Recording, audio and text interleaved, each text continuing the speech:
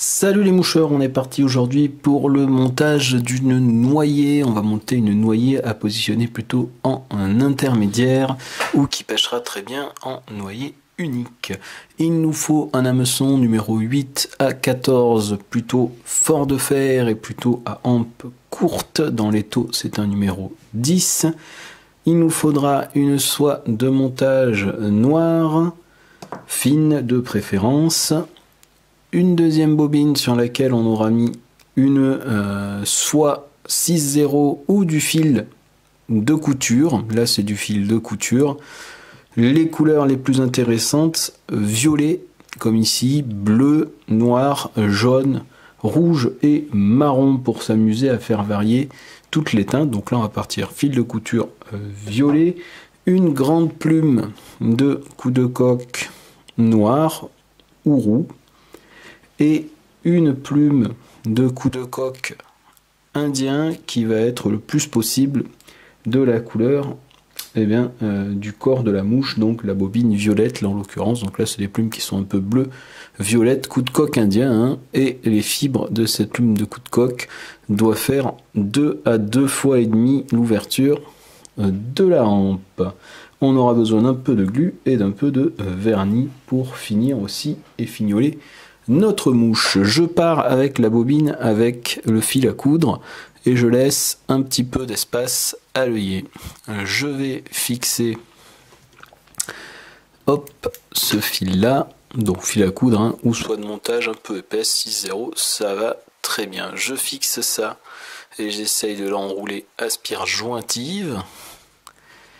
Quand j'arrive à la courbure, je prends ma grande plume de coup de coque et je vais arracher les fibres des deux côtés mise à nu pour obtenir la magie du direct, un rachis. Je vais le prendre plutôt vers le bas, là où il est assez fin. Je le fixe,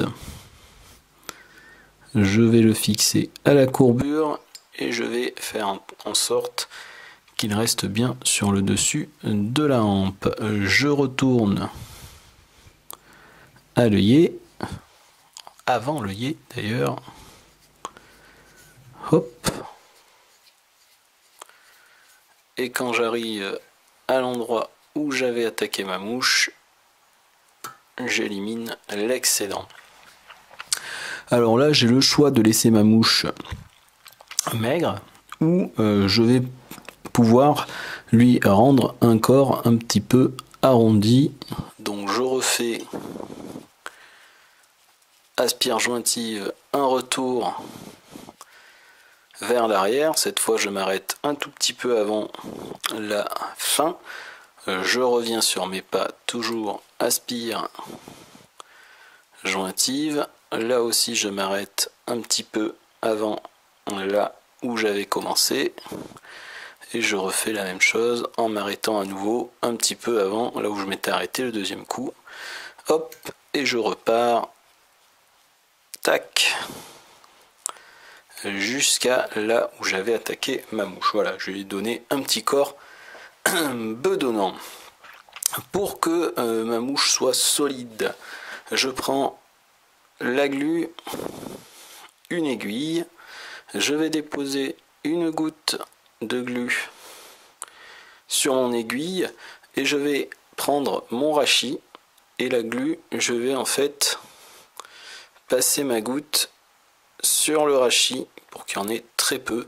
Comme ça, ça va pas changer la couleur de mon corps en soie de montage et ça va être très solide.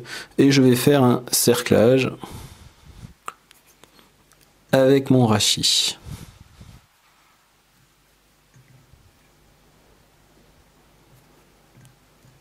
Hop. Et hop. L'idée c'est justement, on aurait pu vernir ou coller plus propre, on va dire, en noyant le corps sous du vernis, sous de l'UV.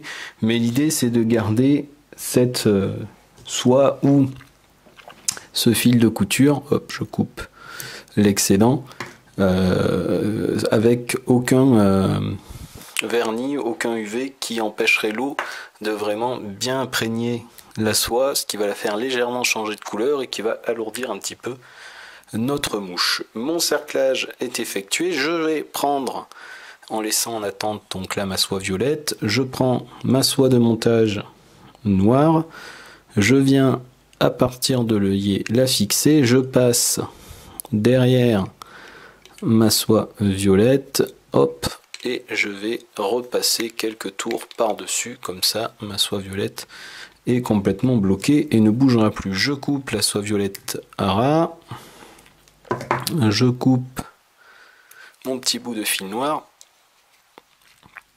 et je me positionne là où j'ai arrêté mon corps. Je prends ma plume de coup de coq indien,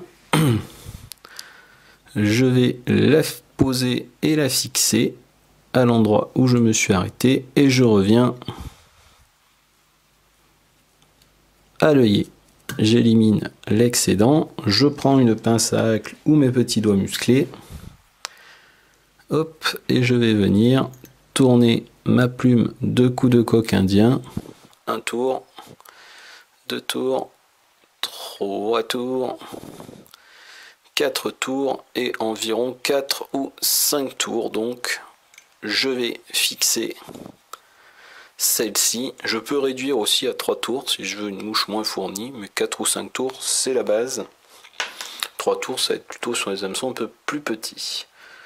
Je coupe, hop, l'excédent.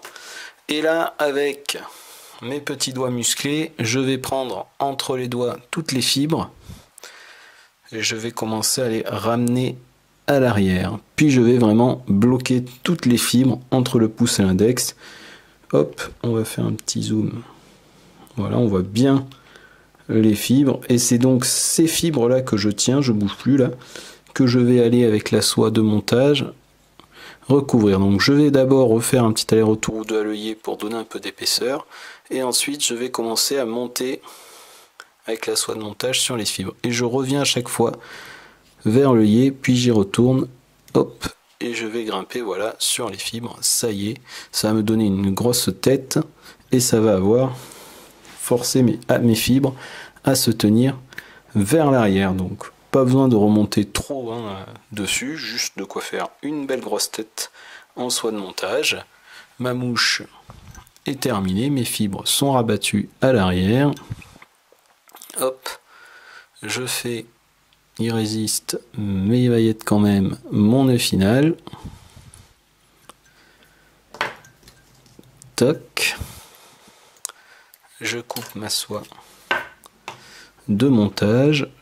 Je vais un petit peu reprendre les fibres pour voir si elles sont bien en place. A priori, tout va bien. Je récupère mon aiguille. Et je vais mettre une petite goutte de vernis sur la tête. Hop. Et hop. La mouche est finie. On va regarder ça de plus près. Viens là. Hop.